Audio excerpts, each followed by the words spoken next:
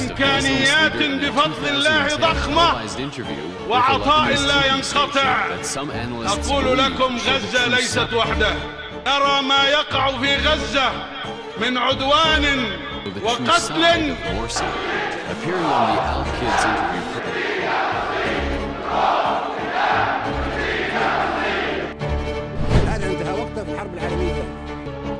Gaddafi warned that the Palestinian uprising against Israeli occupation forces in the West Bank would erupt again unless exiled Palestinians were allowed to return home. على العرب أن يصحوا اليوم أن يصحوا كيف يقبلون إهانات من أمريكا ومن الصهيونيين. All these atrocities committed by Israel on the Palestinians stems from the American support for Tel Aviv. Okey, berhenti. Okey, korang dah tengok kan video-video tadi kan, bagaimana pemimpin-pemimpin terdahulu begitu tegas terhadap pendirian Israel ni. Dahulunya, negara-negara Arab terkenal dengan kelantangannya dalam menentang Israel. Israel tidak diiktiraf sebagai negara berdaulat, dilihat sebagai negara haram kerana merampas tanah asal penduduk Palestin. Dan rantau ini juga dahulunya terkenal dengan siri-siri peperangan ke atas Israel di antara Arab dan juga Israel. Antaranya adalah Perang Arab-Israel, Perang Suez 1956, Perang 6 Hari 1967 dan Perang Yom Kippur.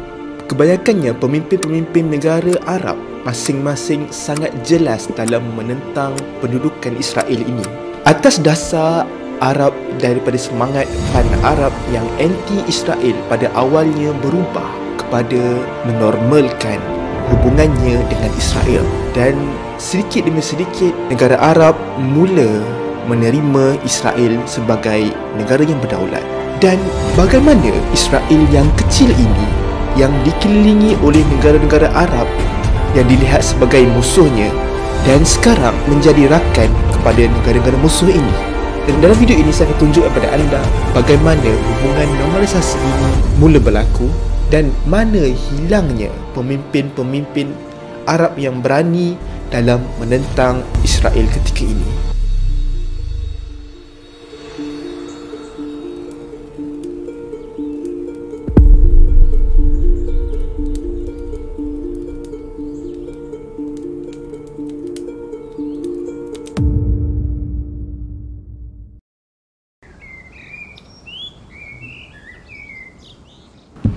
Okey, saya jumpa sesuatu.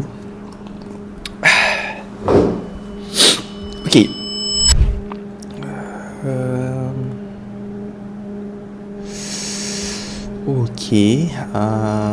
Okey, banyak ni je. Serius lah. Macam mana benda-benda berlaku lah. Okey, hari ni nak saya tunjuk kepada orang. Okay, saya jumpa sesuatu. Okey, sekarang kita tengok berapa banyak negara yang sekarang ni yang tidak iktiraf Israel. Dan ini adalah negara-negara yang awalnya iktiraf Israel sebagai negara yang berdaulat dan sekarang ni telah pun menarik diri. Jadi sikit je kan yang tak iktiraf kan. So mula cerita satu dunia telah pun iktiraf negara Israel ni lah. Kita fokus pula pada negara-negara umat Islam. Berapa banyak pula negara umat Islam yang telah iktiraf Israel. Okey, jadi ini adalah negara-negara umat Islam yang iktiraf Israel dan sudah pun menormalisasi hubungan dengan Israel dan menganggap Israel adalah sebagai sebuah negara yang berdaulat. Kita mulakan dengan satu negara yang mana negara ini adalah dahulunya dia adalah negara yang lead perang terhadap Israel, iaitu Mesir. Dan dia adalah negara Arab yang pertama yang menormalisasi hubungannya dengan Israel dan mula berdamai dengan Israel selepas penat berperang dengan Israel lebih daripada 30 tahun berperang. Dan normalisasi dengan Israel semakin rancak semasa pemerintahan Abdul Fattah al-Sisi selepas kejatuhan Morsi yang dilihat sebagai sekutu kepada Hamas. Dan seterusnya adalah Jordan, negara kedua yang diiktiraf Israel selepas Mesir, dan UAE ataupun Emirat Arab Bersatu, negara yang ketiga yang rasmi buat hubungan dengan Israel secara sah. Sekarang ni UAE adalah negara yang lead dengan negara Arab yang lain untuk menormalisasikan hubungan dengan Israel melalui satu perjanjian yang sangat penting ketika ini, iaitu Ibrahim Accord. Seterusnya Bahrain juga ikut sama sertai UAE dalam menandatangani Ibrahim Accord. Negara yang majoriti Syiah ini juga merupakan sekutu kuat US. Selepas Bahrain, Sudan pula ikut jejak dan sekarang US berjanji dengan normalisasi dengan Israel, nama negaranya akan dipadam dari senarai negara-negara pengganas. Morocco ataupun Murabi juga sudah iktiraf Israel. Sebagai balasan, US akan berjanji kepada mereka untuk memberikan kedaulatan atas Western Sahara. Dan Oman seterusnya adalah Arab Saudi, yang negara secara atas kertasnya belum iktiraf Israel tetapi sudah banyak melakukan kerjasama yang tidak rasmi dengan Israel. Dan Arab Saudi juga akan dijangkakan merasmi hubungannya secara rasmi tidak lama lagi bersama Israel. Okey, persoalannya bagaimana negara Arab yang dahulunya bengis dan lantang Gaddafi charged that the Israeli العرب أن يصبحوا لكم غزة ليست وحده. tiba-tiba sekarang menjadi lunak bersama Israel. Bahkan siap bagi bantuan lagi kepada Israel dalam survival perang baru ini. Jadi, kalau kita biasa baca tentang perang antara negara atau dua buah negara ataupun lebih, bila lama sangat berperang dan akan berlaku gencatan senjata dan dia melalui satu perjanjian damai sebab masing-masing sudah penat dan sudah banyak berkorban dalam peperangan. Sama juga kes dalam isu Palestin ini, negara Arab ke Israel, masing-masing sudah berperang dan perang tidak boleh lama. Jadi dibuat satu perjanjian damai dan kebanyakannya adalah US menjadi orang tengah, dan akibatnya Palestin kena terima pendudukan Israel dan Israel kena ikut border yang telah ditetapkan, dan negara Arab lain perlu menerima pelarian Palestin dan juga berhenti serang Israel. Sampailah satu episod yang baru dan mereka pun dah lama tak berperang. Kita kan dah lama tak berperang dan kita pun dah balik baik-baik je kan. Mengapa kalau kita tidak buat kerjasama bersama ekonomi, kita menaikkan ekonomi di rantau Arab ini? Tapi sebelum kita nak buat kerjasama ekonomi ni kan, kita perlulah merasmikan hubungan kita ni. Lalu satu persatu negara Arab, pemimpin negara Arab mula merasmikan hubungan diplomatik dengan Israel. Lalu penduduk haram Israel perlu mengiktiraf Palestin sebagai negara berdaulat dan Israel perlu dipandang juga sebagai negara yang telah pun sah. Dan masing-masing perlu menerima hakikat bahawasanya bumi Palestin yang dijajah oleh Israel ini perlu dipadam dan sejarah tu perlu dilupakanlah. Sebelum tu kita patah balik sikit pada perjanjian damai yang saya ceritakan tadi. Boleh dikatakan proses normalisasi ini terbahagi pada dua fasa untuk mudah kita faham.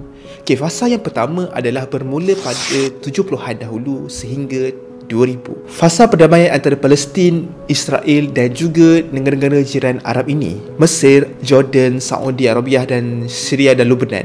Dan waktu itu, Mesir, Jordan dah iktiraf Israel, yang lain masih tak iktiraf dan memboikot diplomatik. Dan fasa kedua pula bermula dari awal 2000 sehinggalah sekarang. Okay, fasa ini mudah kata fasa perluasan hubungan diplomatik dan ekonomi. Bermula dengan Israel membuat kerjasama dengan negara teluk iaitu GCC bagi tujuannya mengatakan untuk mengekang pengaruh politik daripada Iran, dan diteruskan dengan kerjasama ekonomi dan mula menaikkan ekonomi negara masing-masing. Bila dah nampak potensi lonjakan ekonomi jika kita bersekutu dengan Israel ni, lalu pak-pak Arab pun dah mula melupa, dah hilang semangat nak hentikan boikot terhadap Israel dan mengambil untung dalam membuat diplomasi bersama Israel ini. Dalam fasa kedua ini, naratif yang ingin dibawakan oleh Israel ini ialah kami adalah rakan yang baik, yang mana kami juga berkongsi sejarah agama yang sama bersama umat Islam. Dan untuk merasmikan hubungan normalisasi Israel ini, pada tahun 2020, UAE dan Israel melancarkan satu perjanjian yang dinamakan sebagai Ibrahim Accord.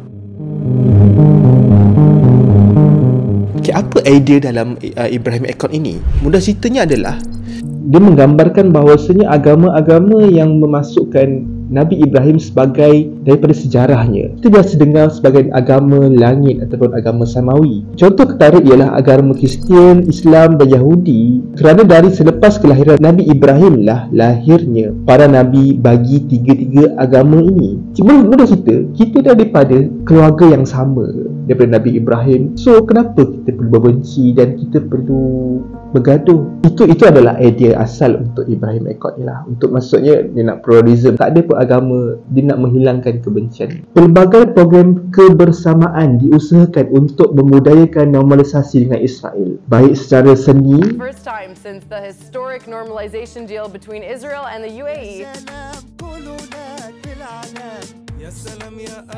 Maupun kebersamaan dalam keagamaan.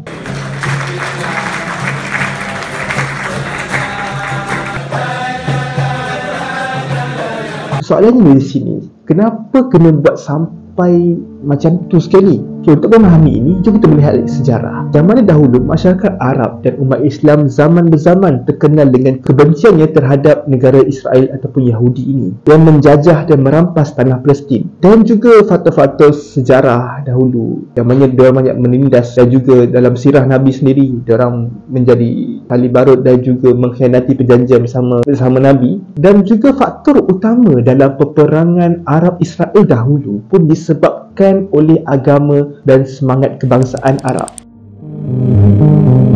In the meantime, it is expected that they will move out as soon as possible from Arab and Jewish areas. Jadi, Israel sedar tentang perkara ini. Untuk kekal selamat di tengah-tengah rantau Arab ini, kebencian umat Islam terhadap mereka perlu dikendurkan sedikit demi sedikit. Banyak usaha yang perlu dilakukan untuk tanggalkan label jahat kepada Israel ini. Dan Israel perlu kelihatan baik. Dan juga Israel juga perlu dilihat sebagai negara yang bagus dalam menjana ekonomi serantau. Jadi Israel pun kena fikirlah jalan untuk buat umat Islam ni lunak dengan Israel. Antaranya adalah inilah, diorang mencari titik persamaan antara Yahudi dan umat Islam. Digunakan akar agama Samawi yang bertitik tolak dari Nabi Ibrahim itu, dan diorang membuat pelbagai program antara agama. Dan UAE ada moderatornya, dan UAE juga sampai tahap sanggup membina satu kompleks ibadah yang di dalamnya ada masjid untuk umat Islam, gereja untuk Kristian, dan synagogue untuk Yahudi. Tujuannya hanya adalah nak nampakkan hubungan dengan Israel itu ada sesuatu yang baik dan kelihatan normal, dan tidak perlu kita nak sentimen jahat terhadap mereka. Itulah adalah objektifnya. Okey, Abraham Accord ni tidak jadi secara vacuum, ataupun mudah cerita tak jadi secara tiba-tiba. Dia macam ni lah, negara Arab, jomlah kita kawan-kawan baik, payahlah gaduh kan. So negara Arab pun okey, jom, tiba-tiba je. Bukan. Tak. Dia tak jadi secara tiba-tiba. Sebelum nak sampai tahap kawan-kawan ini, ada satu fasa sesetengah negara Arab perlu hadap benda ni, iaitu Arab Spring.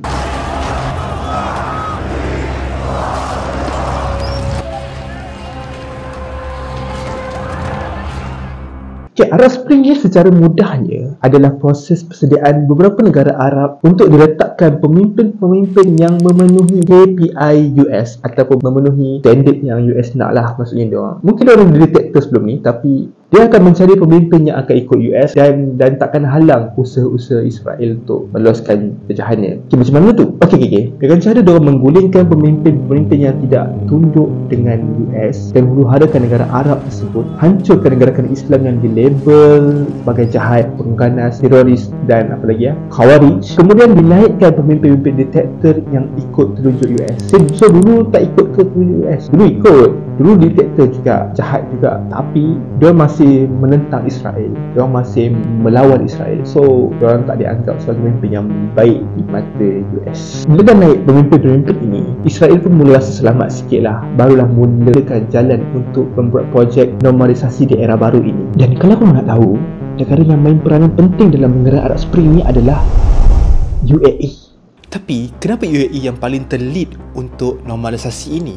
US ni, dia ada satu badan kajian yang membentuk dasar luar negaranya. Ada satu badan kajian ini, dia buat rumusan tentang kelompok umat Islam dan dia suggest mana yang berpotensi untuk memberi sekutu bersama Israel. Dia ada beberapa kelompok, iaitu Muslim Moderate, dan tradisionalis. Dan kelompok ini dianggap oleh mereka tidak akan memberi ancaman kepada US dan juga Israel. Bagi US, UAE menepati ciri-ciri ditetapkan tadi. Bagi misi untuk menormalisasikan rantau Arab ini, UAE dipilih untuk lead program normalisasi ini. Sejak dari keluarnya laporan RAND ini hingga kini, banyak program-program bertemakan kesederhanaan Islam, Islam moderat, Islam agama keamanan, dan misi ini telah pun dijalankan sejak tahun awal 2000 dahulu. Salahkah semua tu? Tak. Tapi yang jadi masalahnya adalah perkara tersebut diprogramkan untuk ditunggang demi keuntungan mereka. Dan bila dah disediakan masyarakat Muslim yang cenderung ke arah moderat, keamanan kononnya, dimasukkan pula unsur kesamarataan agama. Semua agama itu mengajak kebaikan dan akhirnya umat Islam boleh mula lunak dengan Israel. Dan macam itulah game yang cuba US powerkan.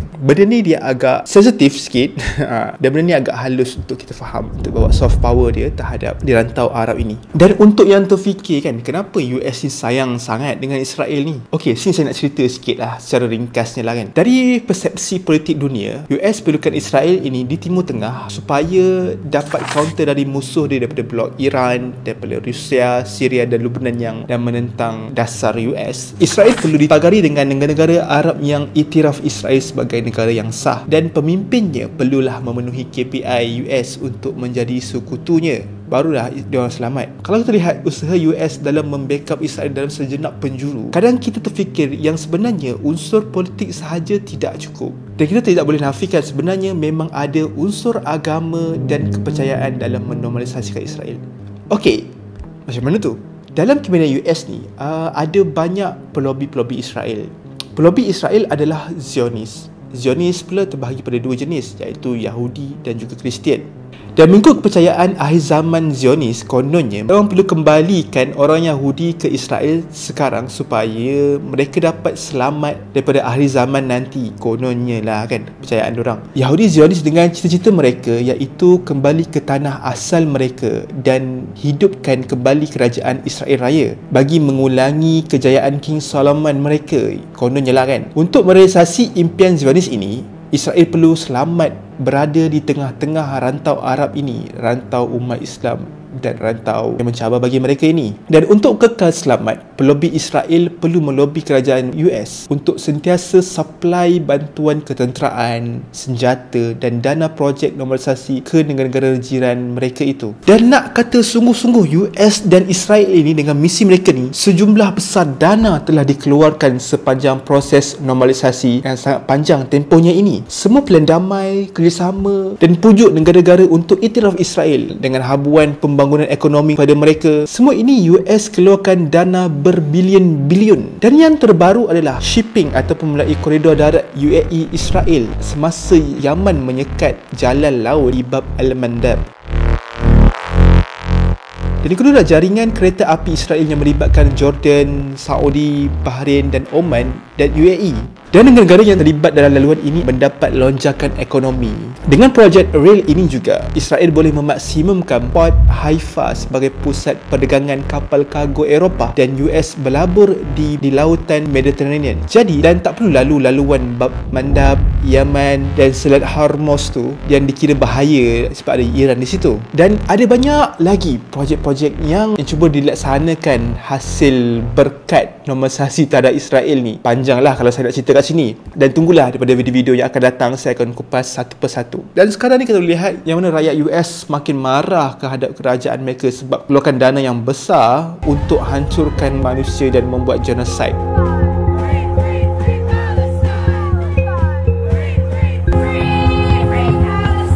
Kalau diikutkan, Palestin lah negara pertama yang nak dibuat baik oleh Israel. Macam-macam idea pembangunan danaan ekonomi nak dibahagi pada penduduk Palestin. Tapi mereka sedar itu semua adalah dedak yang ditaburkan oleh Israel untuk merampas tanah mereka. Biarlah susah sekalipun, rakyat Palestin tetap berkeras tidak mahu biarkan tanah mereka dijajah. Dan semua ni pada zaman Perang dahululah. Dan akhirnya, apabila berlaku peperangan baru ini dan apa yang saya ceritakan dalam sepanjang video ini, kita dah tahulah kenapa negara-negara Arab banyak yang membisu dan lambat dalam bertindak semasa Palestin diserang oleh Israel baru-baru ini. Sebab masing-masing telah disuap dengan dedak habuan ekonomi dari normalisasi bersama Israel ini. Dengan itu, masing-masing juga terikat dengan hubungan ekonomi. Bila dah terikat, perlu jaga hubungan, perlu jaga ekonomi dan perlu pastikan benda tu tidak terjejas. Dan tak beranilah nak tunjuk sokongan pada Palestin sangat. Tolonglah, tapi sikit-sikit je tolong bagi bantuan kemanusiaan, bagi air ke beras, macam tu lah kan bantuan. Dan apabila diorang telah pun membawa hubungan ekonomi, maka dikira macam diorang nak menentang sangat pun diorang akan menjejaskan projek-projek yang sedang dibangunkan ini. So benda tu akan bagi efek besar lah kepada negara-negara yang buat projek ni. Jadi diorang takut benda tu terusik dan tak dikira merosakkan keamanan rantau Arab. Dan negara Arab ini juga takut terima nasib yang sama seperti Syria, Lebanon yang tak habis bergolak sehinggalah sekarang. Dan banyak benda lagi yang perlu benda aku cakap ni. Okay, mudah cerita banyak benda yang saya perlu buat untuk selesaikan satu video ini. So minta anda support channel saya ni, komen ke, like ke, share supaya ramai lagi tahu. Dan saya baru lagi dalam bidang ni. InsyaAllah saya akan kupas lagi dari isu-isu menarik yang kepada anda tentang sejarah, geopolitik dan juga ideologi. InsyaAllah jumpa lagi saya pada video akan datang. Assalamualaikum warahmatullahi wabarakatuh.